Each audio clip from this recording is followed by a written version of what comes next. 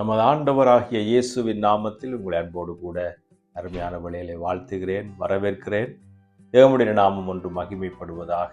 இன்றைக்கு குறிப்பான மிக முக்கியமான ஒரு விசேஷித்த நாளாக இருக்கிறது. நாம் இன்றைக்கு இந்த நாளை, இந்த ஞாயிற்றுக்கிழமையை குறிப்பாக பெந்தகோஸ்தின் சண்டே என்றும் இல்லாவிட்டால் பெந்தகோஸ்த் நாளை நினைவு கூறும்படிக்கு இந்த காரியத்தை நாம் செய்து வருகிறோம். அந்த வகையிலே நாம் அப்போஸ்தலர் நடவடிக்கைகள் 2ஆம் அதிகாரத்தை நான் ஒரு சில வார்த்தைகளை வாசித்து உங்களோடு கூட சில காரியங்களை பகிர்ந்து கொள்ளும்படிக்கு நான் விரும்புகிறேன். இந்த இடத்திலே பார்க்கின்ற பொழுது 1ஆம் வசனத்தை 2ஆம் அதிகாரம் 1வது வசனம் இப்படி சொல்லுகிறது: பிரியமானவர்களே, பெந்தகோஸ் என்னும் நாள் வந்த பொழுது அவர்கள் எல்லோரும் ஒருமனப்பட்டு ஓரிடத்திலே வந்திருந்தார்கள் என்று அருமையான வேத வார்த்தை சொல்லுகிறதை கவனிக்கக்கூடியதாக இருக்கிறது. ஆகவே இந்த பெந்தகோஸ் என்பதான ஒரு நாள், அந்த நாளிலே எல்லா சீசர்களும் இயேசுவை பின்பற்றி வந்தவர்கள் ஏறக்குறைய மேல் வீட்டு அறையிலே 120 பேர் அங்கே ஒருமனப்பட்டவர்களாக ஓரிடத்திலே கூடி வந்தார்கள் என்பதை இந்த வேதாகமும் நமக்கு வெளிப்படுத்தி காண்பிக்கிறது. இந்த எழுதப்பட்டு காண வார்த்தை என்னவென்றால், எல்லாரும் ஒரு இடத்திலே அவர்கள் ஒருமனப்பட்டவர்களாக அந்த சொன்ன இடத்திலே ஒருமனப்பட்டவர்களாக அவர்கள் கூடி வந்தார்கள் என்பதை பார்க்கக்கூடியதாக இருக்கிறது. ஆகவே அருமையானவர்களே, அவர்கள் கூடி வருகின்ற பொழுது ஒரு அற்புதமான காரியத்தை தேவன் அங்கே செய்வதை பார்க்கக்கூடியதாக இருக்கிறது. அவர்கள் தொடர்ச்சியாக விடாப்பிடியாக தேவன் சொன்ன அந்த வார்த்தைக்கு கீழ்ப்படிந்தவர்களாக, அந்த தேவனுடைய ஆண்டவராய் இயேசு கிறிஸ்து சொன்ன அந்த வார்த்தைக்கு அவர்கள் அப்படியே கீழ்ப்படிந்து அந்த இடத்திலே மேல் வீட்டு அறையிலே அவர்கள் கூடி வந்திருக்கிறதை பார்க்கக்கூடியதாக இருக்கிறது. அந்த சமயத்திலே அவர்கள் கூடி வந்திருந்து ஜெபம் பண்ணி கொண்டிருந்தார்கள், ஆண்டவரை நோக்கி துதித்து கொண்டிருந்தார்கள், பாடிக்கொண்டிருந்தார்கள், ஜெபித்து கொண்டிருந்தார்கள்.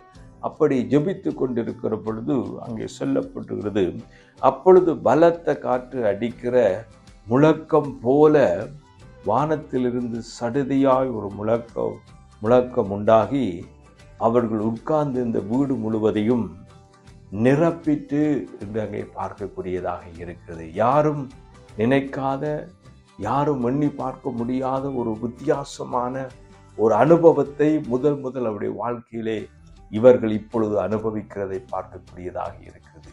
இயேசு கிறிஸ்துடைய சீசர்கள் அங்கே கூடியிருக்கிற பொழுது இந்த சம்பவம் நடைபெறுவதை வேதாகமும் நமக்கு விளக்கி காண்பிக்கிறது.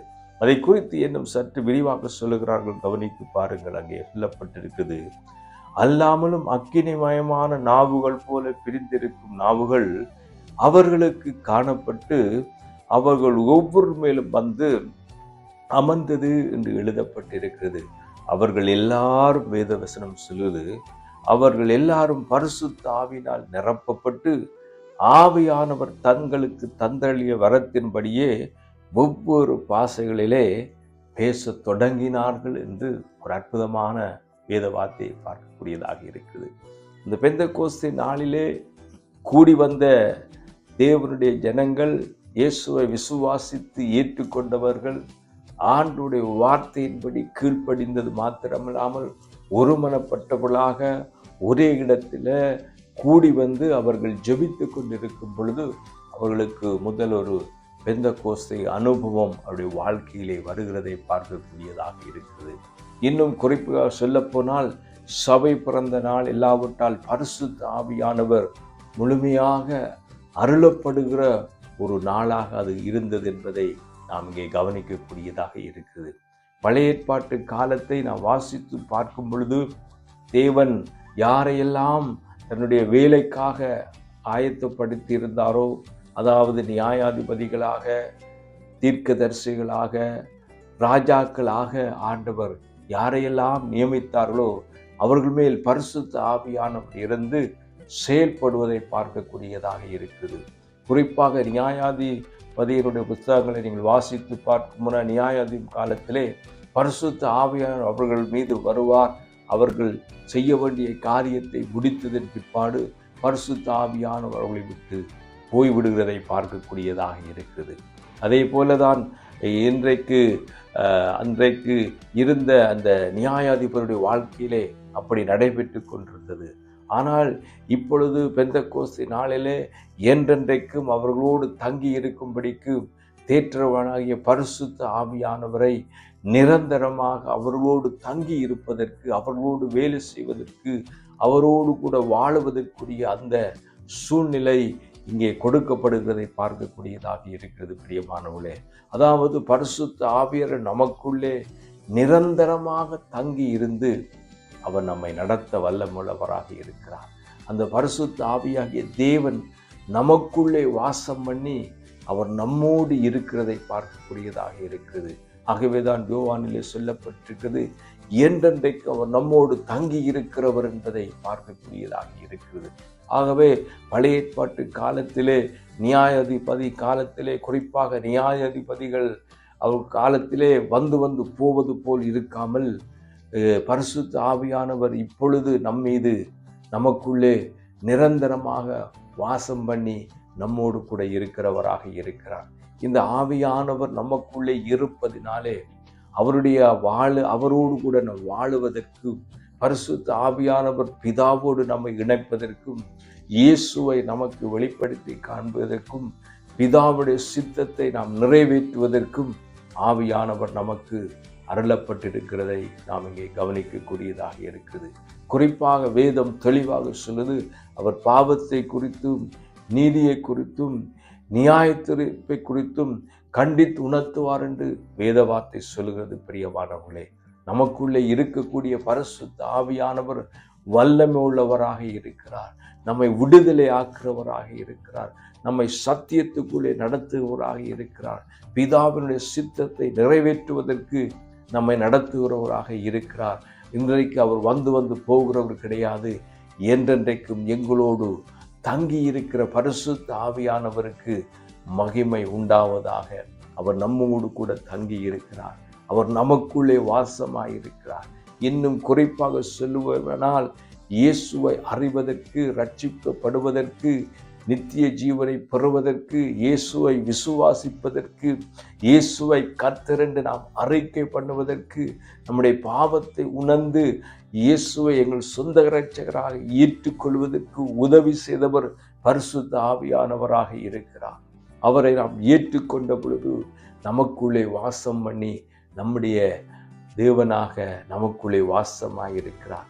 இந்த ஆவியானவரை அவர்கள் பெற்றுக்கொள்ளும்படிக்கு மேல் வீட்டு அறையிலே அந்த பெந்தெக்கோஸ்து நாளிலே அவர்கள் ஒருமனப்பட்டவர்களாக கூடி வந்து அந்த பரிசுத்த ஆவியானுடைய வல்லமையும், பரிசுத்த ஆவியுடைய செயல்பாட்டையும், பரிசுத்த ஆவியின் வரங்களையும், பரிசுத்த ஆவியோடைய கனிகளையும் அன்றைக்கு சீசர்கள் பெற்றுக்கொண்டு இந்த உலகம் எங்கும் கடந்து சென்று இயேசுவை அறிவித்தார்கள் என்று நாம் வேதத்திலே பார்க்கக்கூடியதாக இருக்கிறது.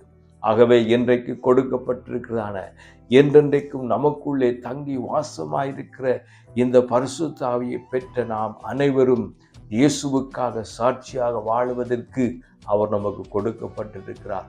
பாவத்திலிருந்து நாம் விடுதலையாக்கப்பட்டவர்களாக, பாவத்தின் மேல் பாவம் செய்யாதபடிக்கு பாவத்திலிருந்து விடுதலையாக்கப்பட்டு பரிசுத்தத்தின் மேல் பரிசுத்தத்தையும் தேவனோடு சஞ்சரிக்கிற வாழ்வையும் பரிசுத்த ஆவியார் நமக்கு தந்திரல் இருக்கார்.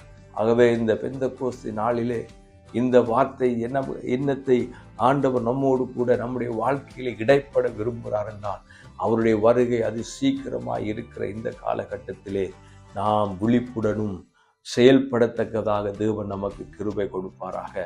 இனி காலம் இல்லாத பிரியமானவர்களே, நாம் கர்த்தருடைய நாளுக்காக, கர்த்தருடைய வருகைக்காக, தேவனுடைய பரிசுத்த ஆவியானுடைய வழிநடத்தலோடு கூட நாம் இன்னும் ஆண்டவருக்காக அரும்பெரும் காரியங்களை செய்ய இந்த நாளை தேவன் நமக்கு கொடுத்திருக்கிறார். இந்த நாளிலே நினைவூட்டக்கூடிய, இல்லாவிட்டால் நினைவு கூறக்கூடிய, நாம் செய்யக்கூடிய ஒரு காரியம் என்னவென்றால், நாம் இன்னும் கர்த்தருக்காக எழுந்து பிரகாசிக்க வேண்டும். இன்னும் ஆண்டவருக்காக நாம் பெரிய காரியங்களை செய்ய வேண்டும். பரிசுத்த ஆவியார் நமக்குள்ளே இருக்கிறார். அவர் நாம் செய்ய வேண்டிய பிரகாரம் நமக்கு போதிக்கிறவராக இருக்கிறார். கர்த்தருடைய ஆவியானவர் எங்கேயோ அங்கேயும் விடுதலை உண்டு என்று வேத வார்த்தை நமக்கு சொல்கிறது. பரிசுத்த ஆவியானவர் நம்மை அற்புதமாக நடத்துகிறவராக இருக்கிறார். அவருடைய கரத்திலே நம்முடைய வாழ்க்கையை திரும்பமாக இந்த நாளிலே நாங்கள் ஒப்பு கொடுத்து பிதாவுடைய சித்தத்தை செய்யத்தக்கதாக தேவன் நமக்கு உதவி செய்யும்படிக்கு நாம் ஜெபிக்க போகிறோம். நாம் இன்றைக்கு காத்திருக்க வேண்டிய அவசியம் இல்லை. பரிசுத்த ஆவியானவரே வாரும் என்று சொல்ல வேண்டிய அவசியம் இல்லை. ஏனென்றால் வேத வார்த்தை சொல்வது என்றென்றைக்கும் அவர் நமக்குள்ளே தங்கி இருக்கும்படிக்கு பரிசுத்த ஆவியானவர் பெந்தெக்கோஸ்து நாளிலே அன்றைக்கு அருளப்பட்டு விட்டார். பிரியமானவர்களே, அவரை விசுவாசித்து ஏற்றுக்கொண்டவர்கள் எத்தனை பேர்களோ அத்தனை பேர்களும் அவருடைய பிள்ளைகளாய் இருக்கிறோம். அப்பா பிதாவே என்று கூப்பிடத்தக்க புத்திர சுவிகாரத்தை தேவன் நமக்கு கொடுத்திருக்கிறார். அந்த ஆவியானவர் நமக்குள்ளே வாசமாய் இருக்கிறார். அந்த ஆவியானவர் நமக்குள்ளே தங்கி இருப்பது மகிமையாக இருக்கிறபடினால் நாம் அவரோடு செயல்படத்தக்கதாக, அவருடைய சத்தத்துக்கு செவி சாய்க்கத்தக்கதாக, பிதாவை அவர் நமக்கு வெளிப்படுத்தி காண்பிப்பதற்காக நம்முடைய வாழ்க்கையை நாம் ஒப்பு கொடுத்தால் இந்த பெந்தெக்கோஸ்து நாள் இன்றைய நாள் விசேஷித்த ஒரு நாளாக இன்னும் இயேசுவை அறியத்தக்கதாக, இன்னும் பிதாவை கிட்டி சேரத்தக்கதாக, இன்னும் பரிசுத்த ஆவியோட வழிநடத்தலுக்காக நம்முடைய வாழ்க்கையை ஒப்பு கொடுக்கும் பொழுது நம்முடைய வாழ்க்கை இன்னும் பிரகாசிக்கும். பிரியமானவர்களே, இன்னும் ஆண்டவருக்காக அரும்பெரும் காரியங்களை செய்யலாம். இன்னும் கர்த்தருக்காக நம்முடைய வாழ்க்கையை ஒப்பு கொடுக்க முடியும். இந்த நாளை நாம் நினைவு கூறுவதை மாத்திரமில்லாமல் நம்முடைய வாழ்வை இன்றைக்கு ஒப்பு கொடுத்து ஆண்டுடைய சமூகத்தில் எங்களை தாழ்த்துவோமானால் இன்னும் நாம் ஆண்டவருக்காக செய்ய வேண்டிய காரியத்தை நேர்த்தியாகவும் அவருடைய சித்தப்படி செய்து முடிக்க பரிசுத்தாவை என்றென்றைக்கும் நம்மோடு கூட தங்கி இருக்கிறார். அன்பானவனே, ஆகவே இந்த நடந்த ஒரு நிகழ்வை நாம் நினைவு கூறுவது மாத்திரமில்லாமல் இந்த வாழ்க்கையை நாம் வாழத்தக்கதான கிருபை ஆண்டவர் நமக்கு கொடுத்திருக்கிறார். அதற்காக நான் உங்களோடு கூட ஜெபம் பண்ணும்படிக்கு விரும்புகிறேன். எல்லாரும் கண்களை மூடி ஒரு விசை நாம் ஜெபிக்கலாம். பிதாவே, உம்மை நன்றியோடு ஸ்தோத்தரிக்கிறோம். அப்பா, நீர் எங்களுக்கு அருளிய பரிசுத்த ஆவியானவருக்காய் ஸ்தோத்திரம். என்றென்றைக்கும் எங்களோடு தங்கி இருக்கிற தேற்றவாளனுக்காய் ஸ்தோத்திரம். பரிசுத்த ஆவியானவரே, நீர் எங்களுக்குள்ளே வாசம் பண்ணுகிறீர்கள், எனக்குள்ளே வாசமாய் இருக்கிறீர். உமக்கு நாங்கள் முன்னுரிமை கொடுக்க, உம்மோடு நாங்கள் வாழ பழக, பிதாவை எங்களுக்கு வெளிப்படுத்தி குமாரனுடைய சித்தத்தை செய்து இந்த உம்முடைய தேவனுடைய ராஜ்யத்தை கட்டி எழுப்ப ஆண்டவரே நீர் எங்களுக்கு கிருபை தரும்படிக்கு ஜெபிக்கிறேன்.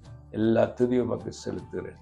இயேசுவின் நாமத்தில் ஜெபிக்கிறேன் எங்கள் நல்ல பிதாவே, ஆமென். பரிசுத்தாவிய சரியான நிறைவான ஆசீர்வாதத்தை நாம் பெற்றுக்கொண்டு வாழ கர்த்தர் நமக்கு உதவி செய்வாராக. God bless you. Amen, amen.